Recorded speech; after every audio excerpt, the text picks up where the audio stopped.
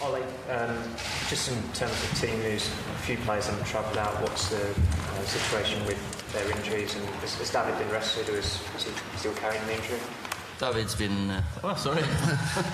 Znači, prvo pitanje je vezano za prvi tim i povrede koje se trenutno ima u timu i pogotovo, ako sam razumeo, Davida De Geu, dakle, pitanje da li ima nekih vesti sa povredama i njihovim generalnom fitnessom.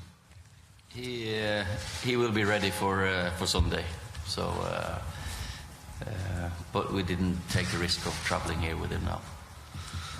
Da, dakle, bit će spreman za nedelju, ali nismo htjeli da rizikujemo i da on putuje sa nama večeras ovde. Ole, how important is it for United to do well in this season Europa League, to win it as the more likely route to Champions League football next season, given your position in the league at this point in time? Dakle, koliko je bitno za vas da ove sezone igrate dobro u Liga Evropi, da li bilo bitno da pobedite, eventualno da tako izborite sebi put za sledeće godine učešće u Ligi šampiona obzirom na vašu poziciju na tabeli? I think Europa League is important for us. Of course, it's a tournament that last time we were in it, we won it. But you can't rely on, in a cup tournament, you can't rely on winning it. It might be luck, there might be injuries. So, and I think Champions League for next season is an aim. So if it's through the top four or Europa League, it doesn't matter for us. We're still not in November, and we're talking about not being top four. I think you're a little bit early there in that assumption.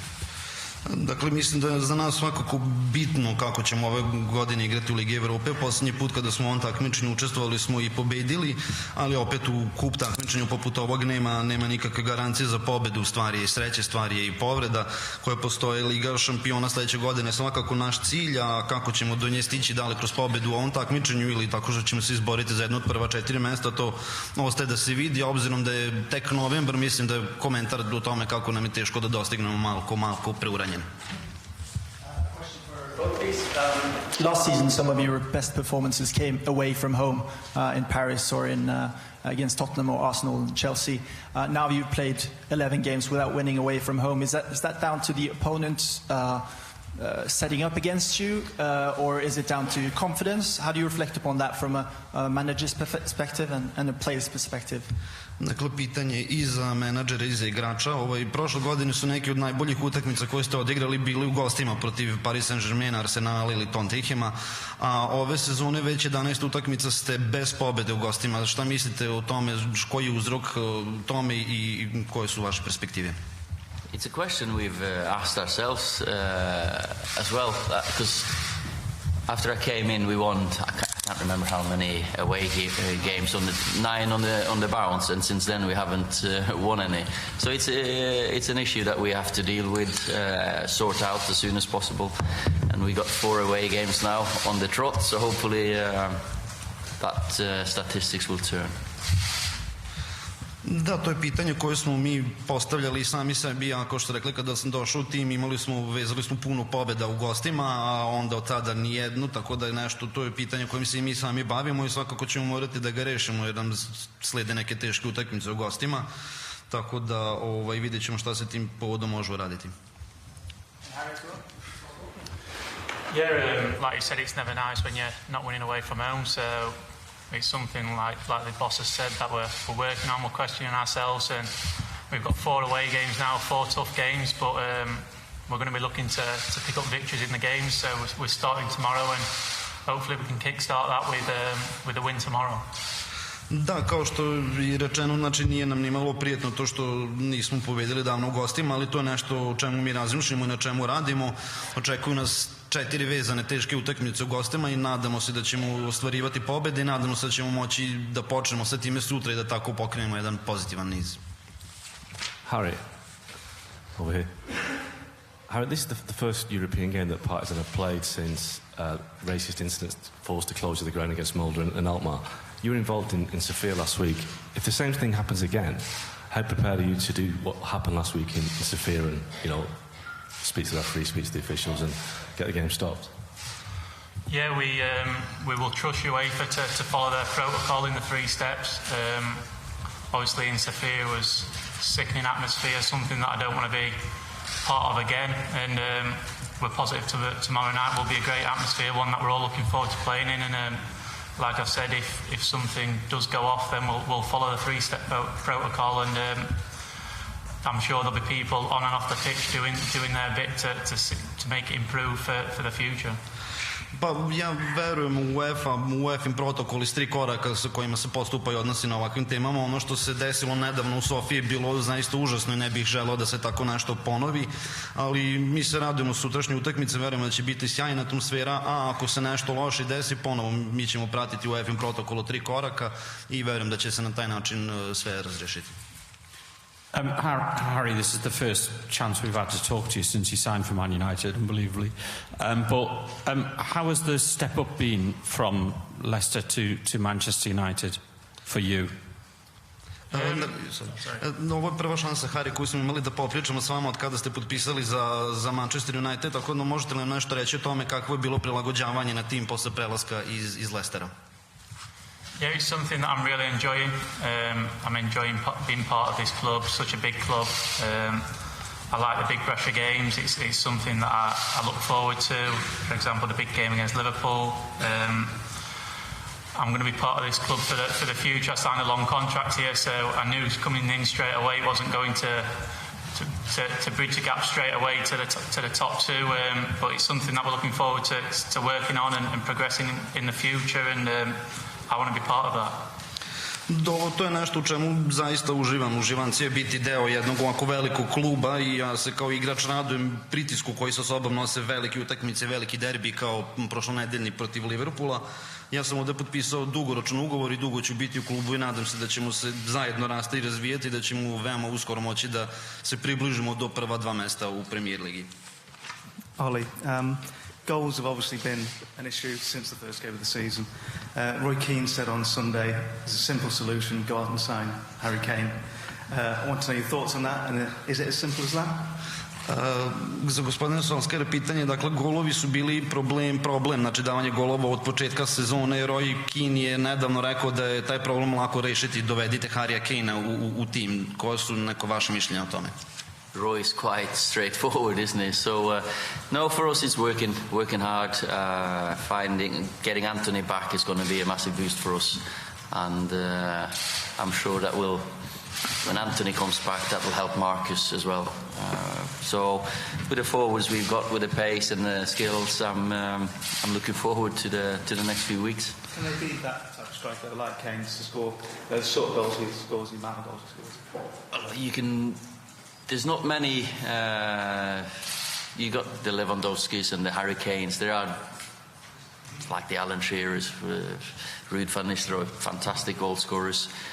Ours are different types of players, but I do have to say I like someone who can finish half a chance, and he does that to be. Of course, he's one of the best, and Harry's played with Harry, but he's a Tottenham player. Da, dakle, Roy Keane je veoma direktan, ali to ne znam da li će biti rješenje za nas će pre svega biti rješenje težak i naporan rad. Isto tako kada se Anthony Martial vrati sa povrede, to će nam veoma mnogo značiti da imamo takvog napadača nazad u timu i sigurno će biti pomoć za Markusa. Uz njihovu zajedničku brzinu i veštinu koju posjeduju kao igrače, siguran sam da će doći i golovi. Dakle, promenuli ste Harrya Kanea, on je fantastičan napadač poput neki kakve smo viđali u prošlosti. Naši su igrači drugačiji, ali prosto mislim da vrednim jednim radom možemo doći do rezultata. Ollie, just back on the fans and the sort of chants that have been heard here. Have you spoken to the players about what you would do in the event of something like that happening, and is there a plan in place? Would it happen again? Dakle, pitanje opet za navijače, poznato je da je bilo nekih incidenata, dakle, pitanje je da li ste razgovarali sa vašim igračima o tome i da li ste usvojili neki plan o tome šta ćete raditi i kako ćete postupiti ukoliko dođe do neprikladnog navijanja? Yeah, in the aftermath of what happened in Bulgaria, we've had a meeting with the boys, and as Harry said, we've gone through the protocol. But I'm sure, I believe in the good in people, and the atmosphere here is going to be, I'm sure it's going to be fantastic. We'll try to keep them quiet by playing good football, but it's down to us. But we trust UEFA, and like Savo said as well, I've seen his quotes that might be, hopefully it's a celebration of good football. Da, posle onoga što se nedavno desilo u Bugarskoj smo imali sastanak kao tim, imali smo sastanak sa momcima i kao što je Hari rekao, već prošli smo UEFA protokol za postupanje u ovakvim situacijama, a ja lično biram da verujem u dobro ljudima i mislim da ćemo sutra imati jednu fantastičnu atmosferu na tribinama. Mi ćemo se s naše strane težiti da ih učutkamo dobrim fudbalom i dobrom igrom, ali suštinski mi za ove slučaje verujemo u UEFA i verujemo onom što je samo Milošević rekao na svojoj konferenciji, to je da će sutrašnji dan biti jedan veliki praznik i slavljenje fudbala. Ollie, we've seen that Luke and Nemanja have gone out to Dubai and obviously aren't here. Can you tell us what the kind of reason is for that, what the thinking behind is, and how long do you think they'll be before they're back? Dakle, pitanje je vezano za igrače koji nisu doputovali sa timom i neka mišljenja o tome. Both have injuries that they've gone past their injury stage, and they've brought staff with them to go really hard on them, so they're ready for hopefully not too long. So I expect them back in Manchester for the weekend, and then let's see if they're available or when they'll be available. Da, obojica igrača koji su pomenuti su pretrpeli su povrede, sada je njihov oporavak u stadijumu tako da se više ne smatraju povređenim, ali i dalje nisu spremni, oni nisu doputovali s nama, ali rade vredno i verujem da će ne tako daleko biti sa nama nazad u timu. Za vikend ćemo se vidjeti naravno ponovo u Manchesteru i tada ćemo proceniti kakva je njihova spremnost i kada ih možemo očekivati sa nama. Dobro večer, dobrodošli u Beograd. Imam pitanje za trenera, koliko ste studirali i upoznali Partizan, da li biste možda izdvojili nekog od njegovih igrača i koliko tešku utakmicu sutra očekujete? So good evening and welcome to Belgrade. My question is how hard did you study your opponent for tomorrow? Whether there are any of the players you would like to mention specifically, and how do you expect to do tomorrow? Of course, I've watched many games in the lead up here, and of course, I also watched them live. I didn't watch them live, but when they played Molde, which is my old team, of course, it was a game that I was following very close. So I know them. Spoke to the coach in Molde. What did he feel? Zoran, of course, for me, I had him in the reserves at Man United many times. Fantastic boy. Great left foot, great work ethic, and it'll be nice to meet Zoran tomorrow. Hopefully we can stop his left foot, because that is of the best quality. And then we've seen the team and prepared our team against them. Team with some pace, big strong striker, and some talent in there. 2 or 3 very exciting players. Da, naravno, mi smo pogledali zaista dosta njihovih utakmica. Ja sam lično pratio sam pomnu utakmicu protiv Moldea, pošto je to moj stari tim. Nakon toga razgovarao sam i sa trenerom Moldea da vidim kakvo je njegovo mišljenje. Tako da, spremili smo se za sutrašnjeg protivnika. Od igrača bi možda istakao Zorana, koji je bio u našem timu jedno vreme. Ima zaista fantastičnu levicu i nadam se da ćemo tu levicu sutra uspjeti da zaustavimo, jer je zaista jedna vrhunskog kvaliteta, znači odličan fudbaler. Videli smo tim sa kojim se suočavamo, veoma su brzi, igraju brzo, imaju snažne, korpulentne napadače i 2-3 zaista fantastične igrača u timu. Hi Harry, back of the room. You're obviously the most expensive defender in the world, and you've played a lot for England, but you don't actually have that much European club football under your belt. I think it was just one game for Hull. How much of a draw was that coming to Man United, getting those big nights under the lights, and how much are you relishing it? Da, opet, znači, pitanje za gospodina Maguirea. Vi ste jedno od najskupljih pojačanja koje je došlo u Manchester ove sezone i želeo bih samo pitam koliko je za vas bilo značajno, koliko je na vašu odluku uticalo želja da se igra upravo ovakvim velikim utakmicama i velikim derbima? Yeah, obviously signing for a club like Man United, you want to play in the biggest games possible. So playing in Europe is another challenge for me. It's something that I'm relishing, something I'm looking forward to. But I want to play in the biggest games with the biggest pressure, and that's why I signed for a club like Manchester United, one of the biggest clubs in the world, and it's something that I'm looking forward to. In, like I said, in challenging myself under the lights in European football. Da, naravno, očigledno kada sam potpisao za Manchester United upravo su takve utakmice bilo nešto čemu sam se radovao. Ja zaista kao igrač hoću takav izazov velikih utakmica, velikih derbija i velikog pritiska i ja se tome zaista radujem. Znači, zato sam, to je jedan od razloga zbog kojih sam potpisao za Manchester United upravo da bi igrao ovakve velike evropske utakmice. Okay, last two questions, James and Jamie. Ollie, given the facilities you have at Carrington, why do the players go to Dubai? Obzirom na to kakve imate na raspolaganju terene i uopšte uslove, zašto je doneta odluka da igrači idu u Dubaj? There's different reasons for when they go away for training. Da, reč je o različitim razlozima, znači iz razloga treniranja je odlučeno tako. Ollie, just on the meeting you had with the players, have you felt any need to talk specifically to the likes of Marcus and Anthony, and Mason and Aaron, about what they could potentially face? And just also on Paul, he said the weekend, I think he was going to be scanned on Monday again. How is he looking? Is there any chance in Norwich? Dakle, vezano za sastanak kojim ste imali s igračima, da li ste imali i osjećali neku potrebu da naročito izdvojite i popričate s igračima poput Marcusa Rashforda, Aarona ili Antonija Marciala, i vezano za povređenog igrača, nisam čuo ime, izvinjam se, da li će i kada biti ponovo skeniran i da li ima šanse da bude dostupan za utakmicu protiv Norwicha?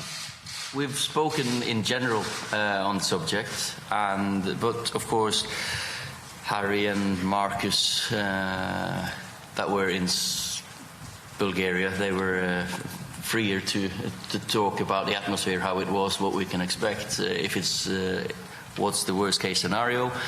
And Paul, no. Any news on how long? No. Dakle, pričali smo s igračima uopšteno o ovoj temi, ali naravno igrača poput Markusa i ostali koji su bili na terenu u Bugarskoj su nam malo govorili o tome kakva je bila atmosfera i šta možemo očekivati i koji je neki najgori moguć scenario za nas. A vezano za Paul Pogbu, to je povređen igrač, nema nikakvih vesti, nema najave kada će moći se vratiti na teren. Hi Ollie. The club actually had to ban a fan, didn't it, yesterday? What's the view about this at the club? Is it just a one-off? Are you concerned there's a sort of culture this may be taking root in the game and that's why you've seen it at your own club?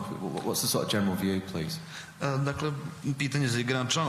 Klub je nedavno morao da zabrani prisustvo jednom od fanova. Da li se bojite da je to neka atmosfera koja je počela da se ustaljuje u klubovima i kako je vaše mišljenje uopšte o tome? I'm happy the club have identified what do you want to call him? It's something we feel strongly about, and we're going to stamp down as much as we can. Da, ja sam lično srećan što smo uspeli da identifikujemo tog čovjeka, kako god bismo ga nazvali, i ovo je nešto čemu klub ima veoma snažnu poziciju, nešto što ćemo u svakom slučaju gledati da u potpunosti iskorenimo i kažem srećan što smo uradili nešto na tome. Okay, thank you everybody. Thank you. See you tomorrow.